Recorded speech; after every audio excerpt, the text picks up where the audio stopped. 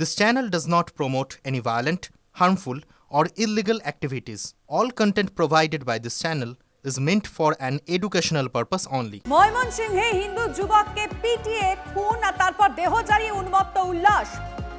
নৃশংস এই ঘটনায় গ্রেফতার মাত্র 7 জন। কারণ এই ভিডিও ফুটেজ দেখেছিলাম আমরা সবাই, যে ছবিতে দেখা গেছিল অনেকে ছিল উপস্থিত, কিন্তু এখন অবধি শুভজিৎ মাত্র 7 জন গ্রেফতার হচ্ছে। বিবৃতি দিয়ে জানিয়েছে ইউনুসের দপ্তরে। এমন নারকীয় ঘটনায় এত কম গ্রেফতারি কি ইউনুসের আইওয়াশ? সায়ন্ত আমাদের সঙ্গে রয়েছেন আমাদের সহকর্মী সায়ন্ত। অপারেশন সিঁদুর, সেখানে জঙ্গিদের শেষকৃত্যে পাক সেনা আধিকারিকরা পোশাক পরে দাঁড়িয়েছিল, কার্যত সেই ছবি রিপিট হচ্ছে এখানে। একজন ইনকলাব মঞ্চের নেতা, তার শেষকৃত্য, সেখানে দেখো একের পর এক কট্টরপন্থী নেতা দাঁড়িয়ে আছে। একদমই সময় দেখো, ওসমান হাদি যে কিন্তু প্রবল ভারত বিরোধী ছিল, এবং শুধু ভারত বিরোধী নয়, শেখ হাসিনা বিরোধী ছিল, এবং স্বাভাবিকভাবেই ভারত বিরোধী যারা রয়েছে তারা কিন্তু ওসমান হাদির সঙ্গেই বারবার আন্দোলনে গিয়েছে, এবং সেই কারণে কিন্তু এই কঠোর মৌলবাদী সংগঠনের নেতাদের কিন্তু দেখা যাচ্ছে ওসমান হাদির শেষকৃত্যে। এবং শুধু শেষকৃত্যে তারা হাঁটছেন না, তাদের মুখে রয়েছে ভারত বিরোধী সংলাপ, ভারত বিরোধী স্লোগান। স্বাভাবিকভাবেই যে ছবি আমরা অপারেশন সিঁদুরের পর দেখেছিলাম, যে লস্করি জৈশে মোহাম্মদের যারা যে পরিবারের সদস্যরা যারা মারা গিয়েছিল তাদের সেই শেষকৃত্যে হাজির হয়েছিল জঙ্গি সংগঠনের নেতারা, তেমনি ওসমান হাদি যে কিন্তু বারবার করে ভারত বিরোধী একাধিক কাজে লিপ্ত ছিল, ভারত বিরোধী স্লোগান দিত, আন্দোলন তৈরি করত, তার শেষকৃত্যে এই কট্টর মৌলবাদী সংগঠনের নেতারা উপস্থিত হয়েছে। সেই কট্টর মৌলবাদী সংগঠনের নেতারা কারা? যারা দীপু দাসের মতো যে একটা হিন্দু যুবককে এভাবে ঝুলিয়ে আধমরা করে পুড়িয়ে মেরেছে, জ্বালিয়ে দেওয়া হচ্ছে তাকে জ্যান্ত অবস্থায়। এই কট্টর মৌলবাদী কারা? যারা একজন সাংবাদিককে গুলি করে খুন করেছে। স্বাভাবিকভাবেই বাংলাদেশ যে শস্য শ্যামলা থেকে সরে গিয়ে নৈরাজ্যের বাংলাদেশে পরিণত হয়েছে তা কিন্তু নিঃসন্দেহে বলা চলে। আর ইউনুস প্রশাসন গত বৃহস্পতিবার যখন এই ধরনের ঘটনা ঘটছিল, যখন একজন নিরীহ যুবককে জ্বালিয়ে মারা হচ্ছিল, তখন কিন্তু এটা সমাজ মাধ্যমে লাইভ চলছিল। আর তারপরেও পুলিশ প্রশাসন ছিল কিন্তু সম্পূর্ণ নিষ্ক্রিয়, সেনা দেখা নেই, পুলিশ নির্দিষ্ট কয়েকটি পকেটে ছিল। তাহলে ইউনুস প্রশাসন বলেছিল গোটা বাংলাদেশকে শান্ত করে দেবে, তাহলে কি এটাই তার নমুনা? এই প্রশ্নই কিন্তু উঠছে। এবং বাংলাদেশে বর্তমান যা পরিস্থিতি, তাতে যদি এই অবস্থা আরো ভয়ঙ্কর আকার না নেয়, তাহলে কিন্তু বাংলাদেশ প্রশাসন কিন্তু বা ইউনুস প্রশাসন আর থাকতে পারবে না। আর সেই কারণে কিন্তু পাকিস্তানের মদদ নিয়ে এই ধরনের ঘটনা ঘটিয়ে চলেছে মৌলবাদী সংগঠনগুলি। তারা চাইছে প্রবল ভারত বিরোধী কার্যকলাপে যুক্ত থাকার জন্য, কারণ এখন বাংলাদেশের নীতি হয়ে গিয়েছে ভারত বিরোধী। আমি দেখছিলাম বাংলাদেশ টেলিভিশন বা ওখানকার ডিজিটাল মিডিয়ায় বাংলাদেশের বেশ কিছু মানুষ, বুদ্ধিজীবীরা, তারা পর্যন্ত সরব হয়েছেন। তারা বলছেন দেশের মধ্যে এত সমস্যা রয়েছে, আমার দেশের মানুষ গরিব, আমার দেশের মানুষ খেতে পারে না, আমার দেশে কোনো চাকরি বাকরি নেই, আমার দেশের মানুষ ভারতের উপর নির্ভর করছে চিকিৎসার জন্য, তা সত্ত্বেও আমার দেশে কেন এই ধরনের অরাজকতা? বাংলাদেশের মানুষরা কথা বলছেন, তারা বলছেন এটা পুরোপুরি নির্বাচনকে কেন্দ্র করে। সায়ন্ত, এই কথা আমরা বলছি না, বাংলাদেশের বিভিন্ন ডিজিটাল মাধ্যমে একাধিক বুদ্ধিজীবী কথা বলছেন। সায়ন্ত,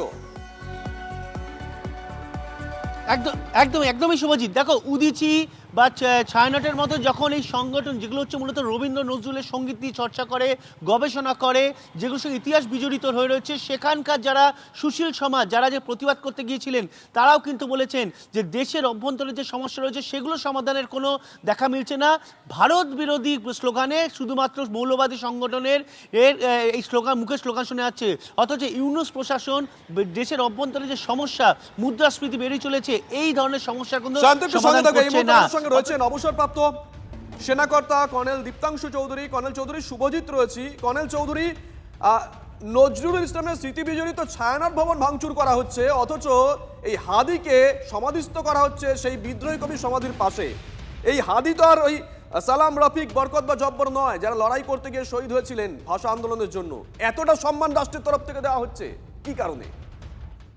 জঙ্গি ইউনিসের যে মনোবৃত্তি, সেটাই এখানে আমরা ম্যানিফেস্টেশন দেখতে পাচ্ছি। এই পুরো ঘটনাটাই বোঝা যাচ্ছে, যেটা এই মৌলবাদীদের তাণ্ডব আমরা দেখলাম একদিন আগে, যেভাবে বাংলাদেশকে ছাড়খাড় করে দিল, তার ঐতিহ্য প্রায় শেষ করে দিল। ঠিকই হয়েছে, বাংলাদেশ এই 16 মাস যেই দিকে এগিয়ে যাচ্ছে, সেই রাজাকারদেরকে এগিয়ে যাচ্ছে, রাজাকারদের মনোবৃত্তি, রাজাকারদের মনোভাব ঠিকই করেছে। এখন নজরুলের থেকে বড় হাদিকে পড়েনি, এটাই আমার একটা অবাক লাগছে। রবীন্দ্রনাথ নজরুলের ওপর যদি হাদিকে রাখতো, আমার মনে হয় বাংলাদেশ সেই পথেই যাচ্ছে। কারণ বাংলাদেশ আজকে যে চিত্র আমরা দেখতে পাচ্ছি, বিশ্বর সামনে যে চিত্র তুলে ধরেছে, সেটা সিরিয়ার সঙ্গে আমি খুব একটা তফাৎ দেখতে পাচ্ছি না। তাই লক্ষাধিক লোক যে জড়ো করেছে, এই প্রত্যেকেরই একদিকে আক্রোশটা ভারত বিদ্বেষ আক্রোশ, এবং তাদের যে বাংলাদেশের যে বিদ্বানদের যে ঐতিহ্য ছিল, কৃষ্টি ছিল, সাহিত্যকে ওপরে তুলে রাখতো, সেই জায়গা আমার মনে হয় সেগুলো বিসর্জন দিয়ে এই মৌলবাদী এবং জঙ্গিদের মাথায় তুলে নাচবে, তার দৃশ্য আজ আমরা সবাই দেখতে পাচ্ছি, বিশেষ করে TV9 বাংলায় যেটা আপনারা দেখাচ্ছেন। ইতিহাসের মূল্যায়ন সবসময় ঠিক থাকে না। নিশ্চয়ই হাদি অনেকের প্রিয়, তার অনেক ভক্ত আছে, অনুরাগী আছে। তার মৃত্যুটা যেভাবে হয়েছে সেটা আমাদের কাছেও মর্মান্তিক, আমরা সেটা সমর্থন করি না। অনুরাগীদের প্রতিও আমার যথেষ্ট সহানুভূতি আছে। তবু কবির সমাধির পাশে তাকে সমাধি কাছে একটু অদ্ভুত বলে মনে হয়। তবে ইতিহাসের বিচার সবসময় তো এক থাকে না, দেখা যাক পরে ইতিহাস কি বলে। ধন্যবাদ। বাংলাদেশে নতুন করে মৌলবাদী তাণ্ডবে ইউনূসের ইন্ধন দেখছে আওয়ামী লীগ। দলের সাধারণ সম্পাদক ওবায়দুল কাদেরের দাবি, ভারতের 7 সিস্টার্সকে নিয়ে হাসনাত আব্দুল্লাহর হুমকি ইউনূসেরই কথার প্রতিধ্বনি।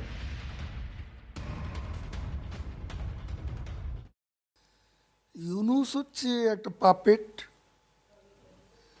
একটা ইম্পোস্টার,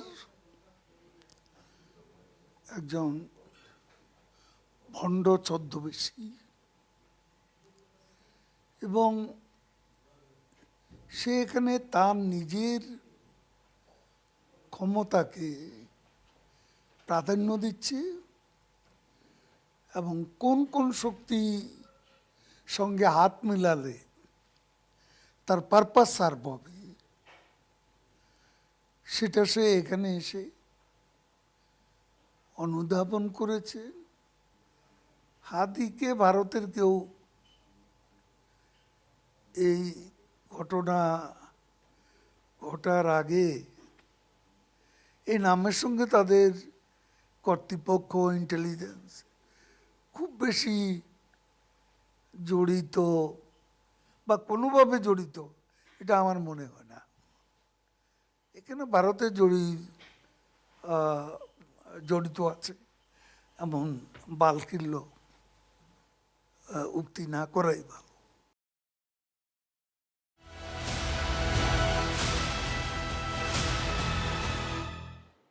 দেখুন, একটু আগেও কথা প্রসঙ্গে যে বিষয়টা উঠে এলো, কট্টরপন্থীদের আক্রমণে ছারখার হয়েছে ছায়ানট।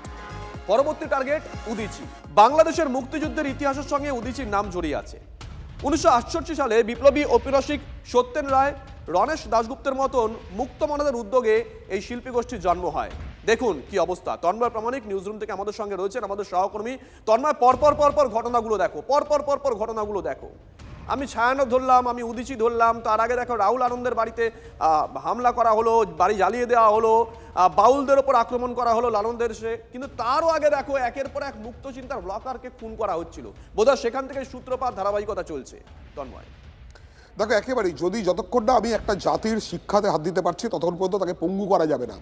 সেই জায়গাটায় কিন্তু মৌলবাদীরা অত্যন্ত পরিকল্পনা মাফিক বেছে নিয়েছে, এবং তাদের মাথার উপর যারা রয়েছে এখনো পর্যন্ত মনে করা হচ্ছে এই ইউনূস সরকারের যে প্রশাসন রয়েছে তারাও কিন্তু সেটাকে করতে দিতে প্রশ্রয় দিচ্ছেন। এই যে আমরা বলছি যে মননে মৌলবাদের ছুরি, সেটা দেখো পরপর ঘটে আসছে। প্রথমে অ্যাডমিনিস্ট্রেশন, তাদের উপর হামলা হলো, অর্থাৎ ভারতীয় হাই কমিশন, উপ হাই কমিশন যা রয়েছে, পাশাপাশি বেশ কিছু বাংলাদেশের অন্যান্য জায়গাতে বিএনপি নেতা মন্ত্রীদের বাড়িতে, আওয়ামী লীগের নেতা মন্ত্রীদের বাড়িতে। তারপরেই তুমি দেখো নেমে এলো পরশুদিন 1961 সালে যেটা তৈরি হয়েছিল ছায়ানট। সঞ্জিদা খাতুন শেষকালে সেখানকার একজন প্রখ্যাত মানুষ ছিলেন, যিনি কিছুদিন আগেই প্রয়াত হয়েছেন। সেই জায়গাটাকে ভেঙে দেওয়া হলো, অর্থাৎ এখানে কিন্তু মানবতার গান গাওয়া হতো। তুমি যদি পরপর দেখো ছায়ানটের গানগুলো, সেখানে বাংলাদেশের কথা, বাংলাদেশের উন্নয়নের কথা, মানুষের কথা, মানুষের অধিকারের কথা, সাংস্কৃতিক ঐতিহ্যের কথা বলা হচ্ছে। এই ছায়ানট কিন্তু একটা বড় ভূমিকা নিয়েছিল উর্দু আধিপত্যবাদের বিরুদ্ধে এবং পাকিস্তানের বিরুদ্ধে, অর্থাৎ পাকিস্তানের যে নেতৃত্ব, পূর্ব পাকিস্তান শাসক হতো তাদের বিরুদ্ধে। আর 1968 সালে তৈরি হয়েছিল, তুমি যে নামগুলো বললে, রণবাবু, সত্যেনবাবু, এদের নেতৃত্বে এই যে উদীচী তৈরি হয়েছিল, এই উদীচী কিন্তু মূলত বাংলাদেশের মুক্তিযুদ্ধে অংশগ্রহণ করে বাঙালিয়ানাকে বাঁচানোর জন্য, বাঙালির সংস্কৃতিকে বাঁচানোর জন্য। সেখানেই কিন্তু আক্রান্ত হলো। 1999 সালে যদি আমরা দেখি, মার্চ মাসে যশোরের অনুষ্ঠানে এই মৌলবাদীরা কিন্তু টাইম বোমা বিস্ফোরণ ঘটিয়ে 10 জনের মৃত্যু ঘটিয়েছিল উদীচীর অনুষ্ঠানে। অর্থাৎ কোথাও গিয়ে সেই সংস্কৃতিতে, কালচারে, বাঙালির কালচারে হাত দিচ্ছে এই মৌলবাদীরা। এবং তুমি আজকে যেটা দেখতে পাচ্ছিলে একটু আগেই, যে হাদি শেষকৃত্য যেখানে হবে সেখানে দলে দলে জমা হয়েছে এই কট্টর মৌলবাদীর একটা বড় অংশ। ফলে তারা এই সংস্কৃতি, বাংলাদেশের সংস্কৃতি, বাংলার সংস্কৃতি, বাংলার মানুষের কথা যারা বলেন, সেই সংগঠনগুলোকে কিন্তু পর পর পর পর টার্গেট করছে। এর আগে আমরা দেখেছি বাউলদের উপর আক্রমণ দেখেছি, আমরা তার আগে দেখেছি সুফি গান তার উপর আক্রমণ দেখেছি, আমরা পীরের যে মাজার থাকে সেখানে আক্রমণ দেখেছি, ফকির গান যারা গান তাদের উপর আক্রমণ দেখেছি। অর্থাৎ টোটাল মানুষের কথা যারা বলেন, মানুষের মিলনের কথা যারা বলেন, সেখানেই আক্রমণগুলো হচ্ছে। লালনের ছবি ছিঁড়ে ফেলা হচ্ছে, সঞ্জিদা খাতুনের ছবি ছিঁড়ে ফেলা হচ্ছে, রবীন্দ্রনাথ রয়েছে, নজরুল রয়েছে, তাদের ছবি পর্যন্ত ছিঁড়ে ফেলা হচ্ছে। ফলে পরপর পরপর এই কালচারাল যে ইনস্টিটিউটগুলো আছে, যেখান থেকে সংস্কৃতির কথা বলা হয়, সেই জায়গাগুলি কিন্তু এই মুহূর্তে মৌলবাদীদের টার্গেট। এবং আগে থেকে ঘোষণা করেই হচ্ছে, ঘোষণা করেই কিন্তু ছায়ানট ভাঙা হয়েছে, আগুন লাগানো হয়েছে। আর সেদিনই ঘোষণা হয়েছিল উদীচী কেন বাদ যাবে। একদল লোক তারা এই রব তুলেছিলেন। তারপর দেখো গত রাতে উদীচীও আক্রান্ত হয়ে গেল। বাংলাদেশের মনন কিন্তু আক্রান্ত হচ্ছে। অর্থাৎ বাংলাদেশের যারা মুক্তমনা, যারা একেবারে শিক্ষিত মানুষ, কিংবা বাংলাদেশের মানুষের মিলন। এখানেই প্রশ্ন, ঘোষণা করে আক্রমণগুলো করা হচ্ছে। একটা দেশে যদি একটা বলিষ্ঠ সরকার থাকে, একটা বলিষ্ঠ প্রশাসন থাকে, তাহলে কি মৌলবাদীরা, কট্টরপন্থীরা বা যে কেউ ঘোষণা করে এই রকম ভাবে হামলা করার সাহস পায়? নেপথ্য কি তাহলে এটা সরকার যেটা করতে পারছে না, মৌলবাদীদেরকে দিয়েই সেটা করাচ্ছে? দেখো, প্রমোট করা হচ্ছে এমন গুরুতর অভিযোগ উঠে আসছে। এবং পরম্পরায়, ঘটনা পরম্পরায় যেগুলো আমরা দেখছি, কি হচ্ছে না, ঘোষণা করা হচ্ছে ছায়ানট পোড়ানো হবে, ভাঙা হবে, সেখানে লোকজন পৌঁছালো, ভিতরে ঢুকলো, ভাঙচুর শুরু করলো, পরপর পরপর 7টা ফ্লোরে তারা পৌঁছালো, প্রত্যেকটা দরজাকে ভাঙলো, ভিতরে জিনিসপত্র, বইপত্র, প্রচুর বড় লাইব্রেরি, গবেষণা হয় সেখানে গান নিয়ে, বাংলার 1000 বছরের গান নিয়ে সেখানে গবেষণা হয়, সমস্ত তছনছ করে দেওয়া হলো। তারপরে পুলিশ পৌঁছে বাইরে দাঁড়িয়ে রইলো। পরে আর্মি যখন এলো, সেনাবাহিনী যখন এলো, ততক্ষণে কিন্তু পুরো বিল্ডিংটাতে আগুন লেগে গেছে, তছনছ হয়ে গেছে। তুমি দেখো উদীচীও তাই, সেদিনই ঘোষণা করেছিলেন, একাধিক ব্লগার ঘোষণা করেছিলেন কেন উদীচী বাদ যাবে। ওখানেও তো রয়েছে ভারতের পৃষ্ঠপোষকতা। সেই অভিযোগ তুলে বলা চলে একদম ছড়িয়ে দেওয়া হলো সেই প্রচার। তারপরে দেখো উদীচীতে গেল। অর্থাৎ পুলিশ বা পরে আর্মি যখন আসছে, আগে এলে সব কিছুই করতে পারতো না। অর্থাৎ কোথাও করতে দেওয়া হচ্ছে বা করতে দেওয়ার সময় দেওয়া হচ্ছে। এবং শুধুমাত্র ভারতের প্রতি বিদ্বেষ নয়, ভারত বিরোধিতাই নয় তন্ময়, তার সঙ্গে তুমিও সহমত হবে। তুমি যেটা বলছিলেও যে বাংলা ভাষার প্রতি একটা আঘাত আনছে এরা তাহলে কারা?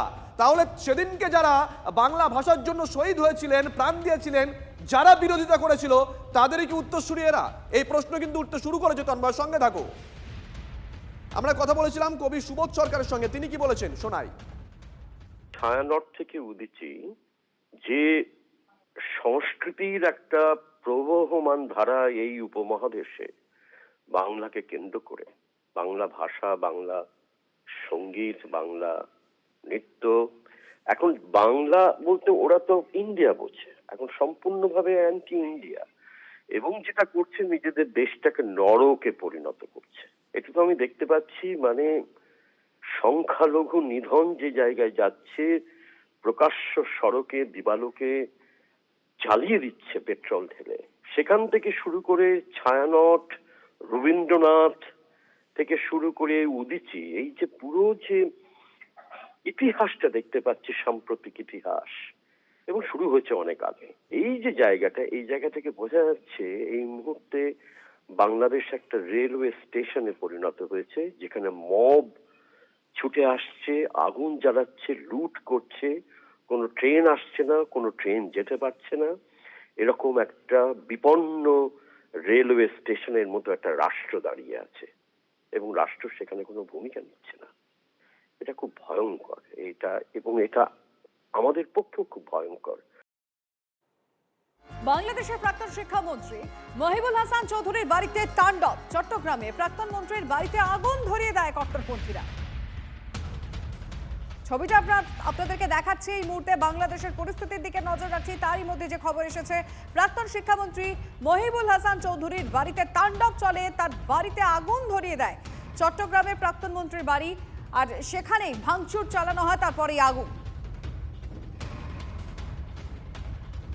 প্রাণের ঝুঁকি নিয়ে বাংলাদেশ থেকে ভারতে হীরালাল দাস চিকিৎসার জন্য ভারতে এসেও ব্যবসায়ীর চোখে মুখে আতঙ্ক। পরশুরাতে চট্টগ্রাম থেকে বেরিয়ে আটকে পড়েছিলেন ঢাকায়। ঘুরপথে বেনাপোল হয়ে পেট্রাপোলে বাংলাদেশি ব্যবসায়ী।